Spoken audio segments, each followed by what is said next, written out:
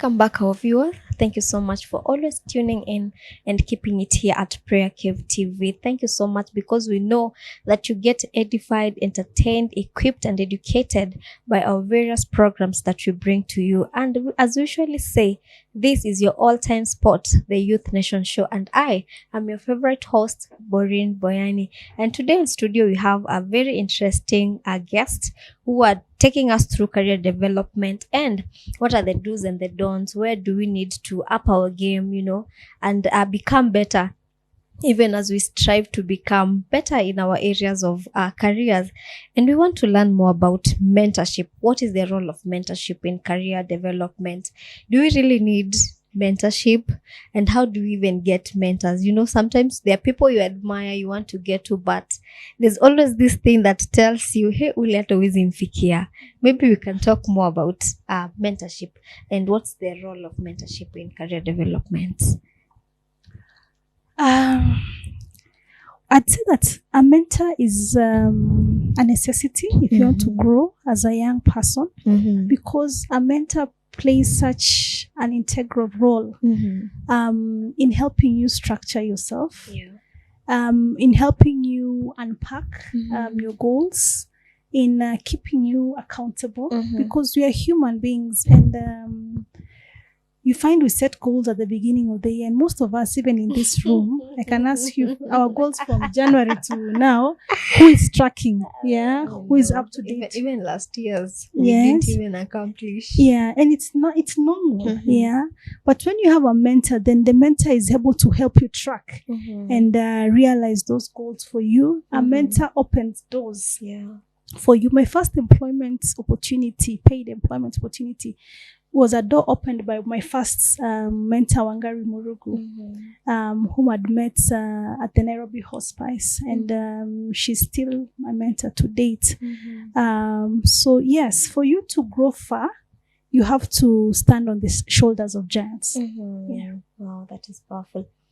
Maybe there's someone who is watching us and he's wondering, how do I even spot one? Or maybe I've already spotted, but now how do I approach even this person? Okay. Again, to speak into mentorship can be active mentorship, or it can also be passive. When we talk about passive mentorship, because every day we are being mentored and probably don't know what that is mentorship. When I'm reading a book by Michelle Obama, Becoming, I'm drawing lessons from that book. That is mentorship. When I'm watching a podcast by Vusi Kembekwayo, I've never met him, but I'm learning from him. That is passive mentorship. Active mentorship is when you intentionally enlist somebody as your mentor. And to any young person who's looking for active mentorship, first is to get to understand who you are first, because you also don't want to waste a mentor's time. True that. Really get to understand who you are and what you're looking for in the season, because life is about seasons. In this season that I'm in, I want somebody who will help me define my career path. If my career path is medicine, probably now in that in such a person's life, your mentor would be somebody in the medical world, who will be able to advise you appropriately and open those doors for you. So once you've known where you are at, and who you want, what you want, then you look at who is my hero, who is my Superman in this area. If it's medicine, who is this doctor that I look at and I really admire? I say in 10 years, I want to be like this doctor. And apart from these doctors, who are his peers? Because sometimes you might want Dr. X and they're not available. But who are his peers? Oh, nice. Yes. So once you've enlisted 5 of the same people, then you can reach out to them. You can reach out to one of them at a time. I always say if you have access to them in terms of their number, call them up. Book an appointment and go see them. One of the things I see the fears with young people, which I tell young people, it's such a fallacy, because older people are really yearning to mentor the next generation. On the other hand, younger people are afraid to reach out to the older people. It is true. So take the step of courage. Very few times you'd find a mentor turning you down. I had a mentor, I really wanted her to mentor me, but she was not available due to her work schedules. But she did not just drop me. What she did is she gave me somebody else. She said, no, I feel in this season I may not add value because of my busy schedules, but I'll give you person X to work with you. And it turned out even person X was much better than person Y. You know, so mentors will not most of the time leave you hanging. They'd want to work with you. So reach out to these people. But when you reach out to these people, also show you're structured. Yes. When you meet person X, also show the value you're giving these people. Because in life, my philosophy is be a giver, not a taker. True. Yes, because even for this mentor who's 50-something, there's something they'd want to learn from you. When you come to my business and you say, you know what? Because I'm struggling right now to learn about AI. Yeah, but these young people are very good at that. So for instance, Imani wants me to mentor him. If he came with that angle and say, you know, Barbara, I think your business where it is, you need to incorporate AI, and I'm willing to show you how. That way it will be easy for me to listen to him, because our schedules are also busy, as opposed to, hi, I want you to mentor me. I know. Without any structure. I get a lot of those ones on LinkedIn. Hi, I admire you, I want you to mentor me. Then you leave it at that. You know? So find a talking point with your mentor, an icebreaker. Then once you have that icebreaker, because if you're going to tell me about AI, I also want to pour into you. You're a young person. But I also want to pour into a young person who's serious. Who knows what they want. Not anything. You know, if a young person came to me and said, you know, I want to be a doctor, I'm studying this at UON, I just need direction. That is somebody I'd want to work with. For Amani, you had mentioned that you had mentors while you were trying to get into passions and stuff. How was it, like, the experience? I'd say it was very insightful and very eye-opening. Because, you know, you say you should learn from experience, but if you can learn from someone else's experience and avoid the mistakes they made or potential mistakes you could make, it would be very beneficial for you. And being a young person, the way she has mentioned, the fear of speaking to mentors, how are you handling it? Like, I'd say I'm still handling it. it's still a journey. Because I'd say I'm not an extrovert by nature, but it's something you need people to work with you in your life. So you also need to get out of your comfort zone, unfortunately, because all those opportunities are waiting for you just at the end of your comfort zone. So once you step out of your comfort zone, embrace mentorship, embrace talking to older people. I believe that it would really put you on the right trajectory for life. So for skills, a little bit, how often should you, like, always try to renew your skills? Wow. I think one of the traditions I've done since 2016, sorry, we can share the pillar, is to invest in my personal development. And I tell young people, if you don't invest in your personal development, I tried sometimes to use very harsh words. The difference between you and somebody at Langata cemeteries, there's not much difference. Because you're all stuck at the same point. You're all dead.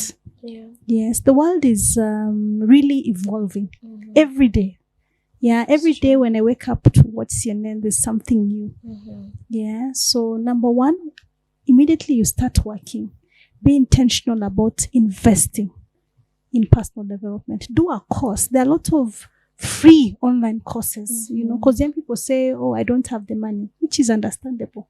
But online, even Harvard University, I was going through last week, they published a list of free courses that they're issuing. With Harvard? Yes, with Harvard University. I could send them to you. So there's really no excuse for lack of personal growth and upskilling yourself. Money or no money, resources or no resources, because a lot of this, there are a lot of free free courses. A lot of organizations, NGO-funded organizations are giving free courses, free webinars, So it's all about you understanding what do I want and where can I get this information. I've spoken about my desire for AI. This month, I've registered for 2 AI courses that are absolutely free because I want to learn. Last month, I did a course on data protection that was also free because I need to understand data protection in our current setup. Yeah. So for a young person, always be upscaling your skills. Always be reading. Always be researching. Yeah, because the world has become so competitive. The questions you were asked in an interview last year, same time, I guarantee you, they're not the same questions that will be asked tomorrow. Just true. Yes. Yeah. You have to just evolve. That's the reality. You have to evolve or die. It is true. There's so much misconception when it comes to getting into careers. There's some careers zenye unaambiwa ukichagua hiyo utarudi nayo nyumbani, like you won't go anywhere with it. And again, living in this era of Gen Zs, they don't want to go to school. It is them and their laptops, and they believe making money in being influencer. Maybe you can even tell us if an influencer is a course or what that is, because they believe like if you're an influencer, then you're good to go. There's money, there's all that you need. So having a career that is to the list that they need. Maybe you can just tell us more about the misconception around that. Wow, Boyani, I hope parents will not slaughter me after this. Here we say PrayerCaveTV, the truth that sets us because free. I'm also a very controversial parent. Let's accept the fact that times have changed. I remember when we were growing up, we had to be a doctor, a teacher, a lawyer, engineer. Those were the recognized pilots. This is true. And we told, so-and-so's son went to Moi, did law, so-and-so's daughter. But really, times have changed. Very true. Yeah. And we need to really be agile enough to work with the current times. As an employer, I don't look for a degree when I'm hiring. Degree has become secondary. And sometimes when I see CVs, ads that says master's degree and what, it's okay, but it's not something for me. I'd be keen. I'm more keen on attitude and passion as opposed to degree. Yeah, because skills are taught. True. We've seen these young people who come from campus. Yes, they have the papers, but they can't give me the work. I still have to train you. It does not mean you leave campus today and you'll deliver for me tomorrow. Yeah. I still have to invest 6 months to 1 year. Yeah. So the difference between you and somebody who didn't go to campus, it's not much.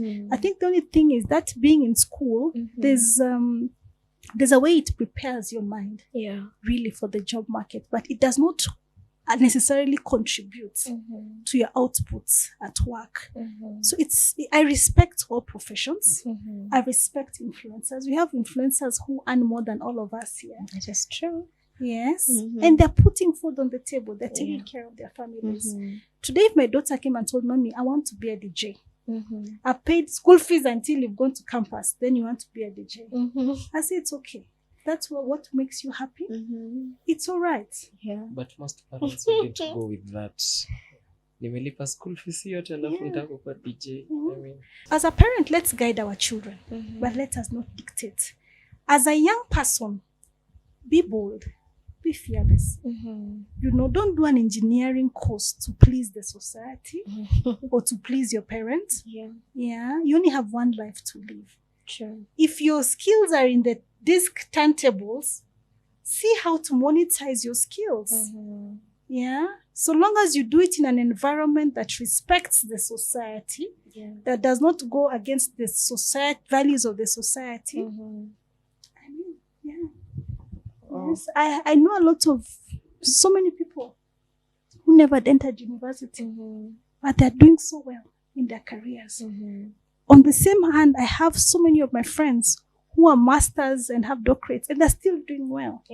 So we all have different paths. God has given us different paths. Embrace your journey. And nobody should judge you because you're not doing the conventional courses.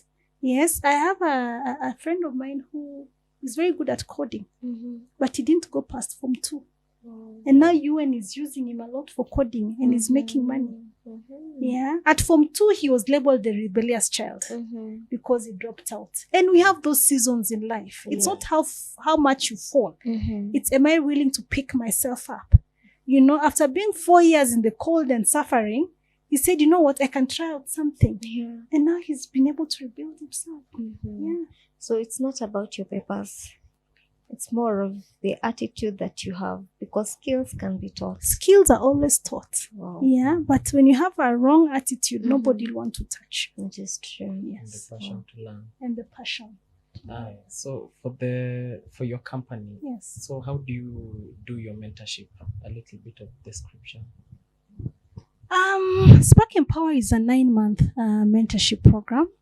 And at the beginning of each year, we onboard a fresh cohort as we even graduate the previous cohort of the previous year. This year, 2024, we've been privileged to onboard 58 mentees into the mentorship. So the mentees apply. Yeah, we send out call for applications through our contacts in different campuses across the country, through our social media platforms. And the mentees get to apply. The application process is also very vigorous, because one of the things you also ask for is a video. You upload your video of why you want to be mentored, because you're going to expose you. Yes, and we also want people who are committed. So once they have applied and we've shortlisted and gotten our team, then we start the journey. The journey is a 9-month program, which happens in 2 fronts. Number 1, we have the classroom settings that happens the first Saturday of each month. This year we partnered with Safaricom and they're hosting us. So we are doing all our mentorship programs at Safaricom House in Westlands. So we meet the first Saturday of each month, and when we meet, we have a structured curriculum that we take our mentees through. Yes. So when we start off, the first month is orientation and goal setting. Then immediately after that, the second month, they do a course on career development and CV writing. I think Imani has spoken into it. Then we do digital branding. Yes. Because you also want to ensure the person you are is reflected on social media. Yeah. You're not Ron Kenoli, but on social, you're Justin Bieber.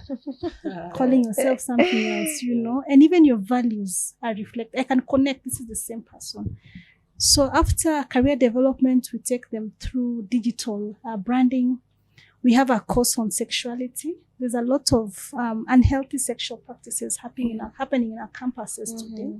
And we feel we need to sensitize our young people. We still advocate for abstinence, yeah, because that was God's command to us. So we still, however much the world is the way it is today, we still want to encourage our young people to abstain. We have financial literacy. How do I make money, my friend? Yeah. How do I save at an early age? You know, how do I have my priorities right financially?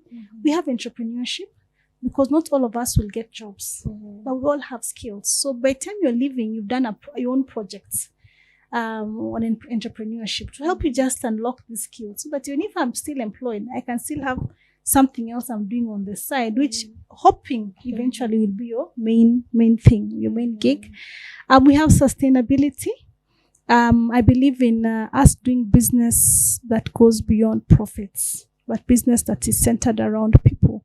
So we take our mentees through sustainability, and each year they appoint the sustainability champions. This year they've already appointed 2 champions. They work on a sustainability project which they have to present. These are the mentees now. The mentees now. They work on the sustainability project which they have to present before they graduate. We have sales and pitching, because even when you go for an interview, you know you're pitching to your employer. Are you married, Ron? Not yet. But when you want to marry, you have to pitch to this lady. You have to sell yourself. Yeah. Yeah. So the reality is every day we are selling ourselves. That's true. But am I selling myself effectively? So we have a team of experts who also take us through sales and marketing. So the program is 9 months. Then at the end of it, we do a team building, just to recap and reflect, then they graduate.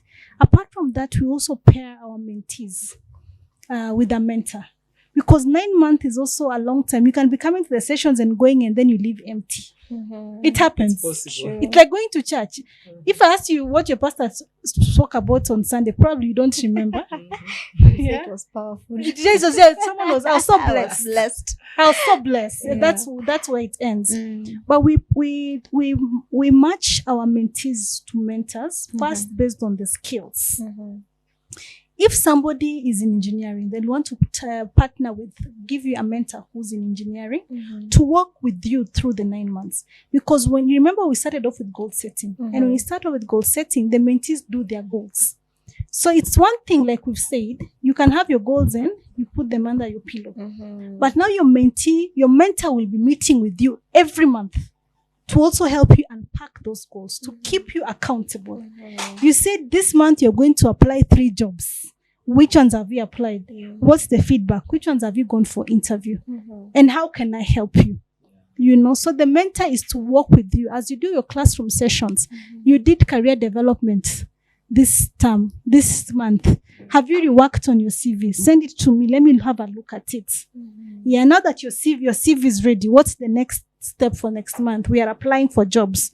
Yeah, where am I applying for this job? Being your mentor, I'm older than you. I know Boyani of PrayerCaveTV. Let me send you to Boyani to see how she can help you out. So these two run concurrently. Yes. Talking about that part where you match the mentee and the mentor, you know, there's always this thing where maybe this person has just they have just started. You have also mentioned about that part where they have to train in doing their CVs, and maybe just to steal a tip for someone, maybe you can just tell us in this age and era, this digital time, what is an effective CV? Yes. Well, your CV basically should be able to sell yourself, because that is the first thing an employer sees before they invite you for an interview. Yeah, but now this is someone who doesn't even have experience. They're Yes. just fresh from campus. Yes. They've gone maybe through the training, and that's all they have. They're just passionate. Yes. They just have passion. And waiting to be hired. Yes. And they have a good attitude. So. Yes. So the thing is, and I tell mentees is, yes, from campus, your CV might not have much. Probably just have, I went to UN and I went to this high school. At that level, if you've had volunteer experiences, add them in the CV. Even if I volunteered in church, helped out in the youth ministry during holidays, add that to your CV. And even that period before you get a job, find opportunities to volunteer, because it will add weight to your CV. But in the initial stage, I think every employer will look at that attitude. Yeah, your personality more than your experience, because you understand you've just left campus, you might not have the experience. So it's how is your attitude? How is your personality? And in your basic CV that probably has no experiences, even how have you structured it? Is the grammar correct? You know, when I look at, and one of the things I know a lot of employers do, you've provided an email address, because that speaks a lot. You've provided an email address. I'd expect probably ronkenoli@gmail.com. Yeah, but instead of having Ron Kenoli, you call yourself Nasty something 27 at. Nasty wa Madrid. Yes, Nasty wa Madrid 27. You know, that speaks a lot about. Yes. It's an image. Yes, yeah, because you can imagine in a day where you've gotten 20 CVs and you want to interview 3. That would be. That on that note, it can be a technicality of you being. It is true. Yes, no, because you're all the same. You all have left university. It's the same thing, but it's a small addition. This person did some volunteer work in church. This person has done this volunteer work. This person, you know, so a small thing that we look for. At that level, we also want to know your hobbies. Yeah, because hobbies will tell us more about you. Yeah. What are your hobbies? Watching Netflix. Okay. Hiking. Are you getting? Yeah. So work with the community. Yeah. Have projects of visited Mama Lucy Children's Home. It will add a lot of value. when I was doing my CV, I added, when I started after campus, I added a lot of work that I did in high school. I was in the AIDS club, anti-AIDS club. And I added that because we used to go for a lot of outreach in high school. So that is what I added on my CV. But my employer was pleasantly surprised because I also even came for an AIDS conference. Yeah, I was in poetry, music festival. Yeah. And I remember even I added the cutout. I put a picture of the cutout because I came to KCC and the Standard Group had featured me. So I added that because that shows something about me. Yeah. I may not have the experience, but I'm trying to still communicate to this employer that I'm the right candidate. Oh. Money, time is not on our side. This time has just elapsed. And maybe you can tell us what are the challenges that you have faced when it comes to this career development journey? So I'd say the challenges I faced are majorly the myths about the career I chose, and specifically the life after you get a degree. Because people told me that you'd get a job immediately. After school. Yeah, you'd start making money immediately. You start having 100,000 plus in your bank account every month. But that's not the case for everyone. It might be for some people, but for some people it might not be the case. So for me, I asked myself, what can I do as I wait for a job? Because getting a job, you might think it's in your control, but it's not.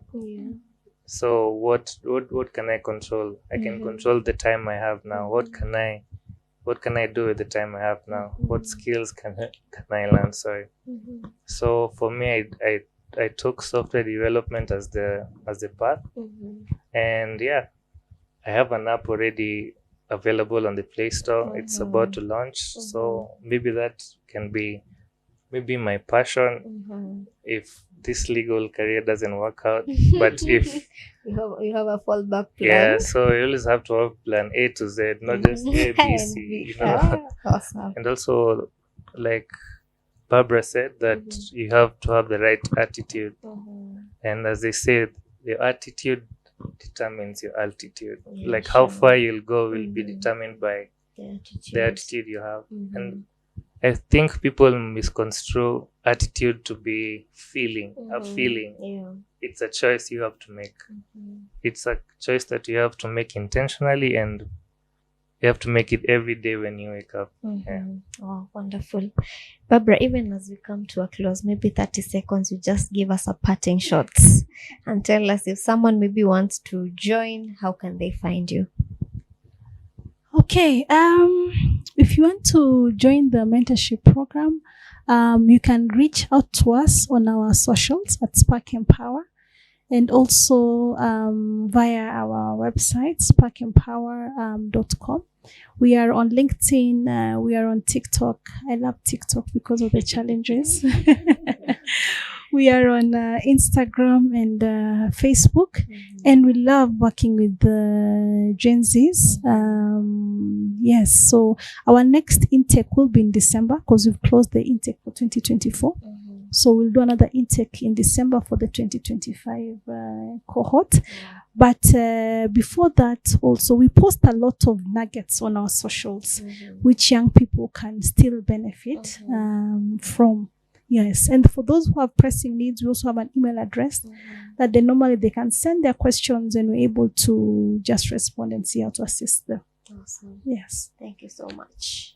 And so that's it this evening. We are grateful that you joined us. We hope that you've gotten edified and you've gotten educated from what has been shared with you.